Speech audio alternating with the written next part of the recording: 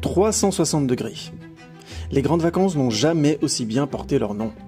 En ce mercredi 6 juillet 2022, que de films uniques.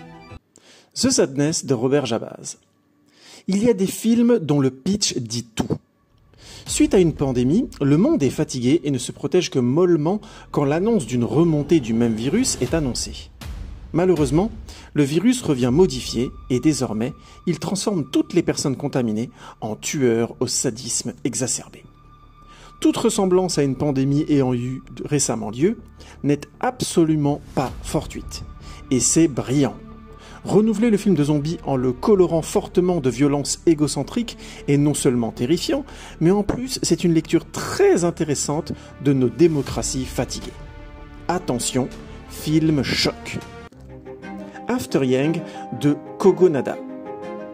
Où se trouve la limite intime de l'IA ? Nous vivons à l'époque où notre téléphone portable porte une mémoire quasi complète de notre vie administrative, sociale, voire intime. Alors, quel est notre rapport à cet outil devenu essentiel ? Ce sont les questions que pose fatalement After Yang, où une famille est confrontée à la fin d'existence de l'androïde de maison de leur enfant. Absurde a priori, cette fable n'en est que plus pertinente. Quelle place ont pris Internet et les réseaux sociaux dans le rapport parent-enfant ? Quel rapport au monde auront ces enfants habitués à l'omniprésence de l'IA, jusque dans la gestion de leurs rapports humains, avec par exemple la gestion intelligente des sujets proposés sur un menu déroulant, ou encore le blocage de comptes que l'IA considère comme dangereuses ?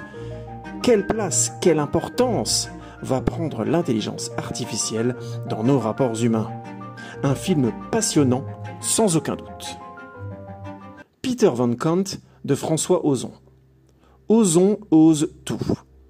Sa filmographie est l'une des plus riches du cinéma français.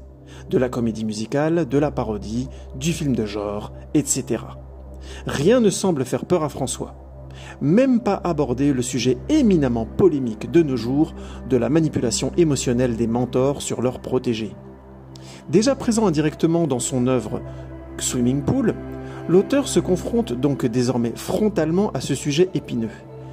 Comment juger impartialement une manipulation qui implique une carrière ? Dans ce contexte, est-ce toujours le plus expérimenté qui manipule le plus profane ? Il y a dans Peter Van Kant les ingrédients du film explosif, qui dénonce aussi bien les social justice warriors que la génération de pygmalions pervers qui semble avoir gangréné l'histoire du cinéma. Un film qui peut faire très mal. Et vous, serez-vous sans limite cette semaine ?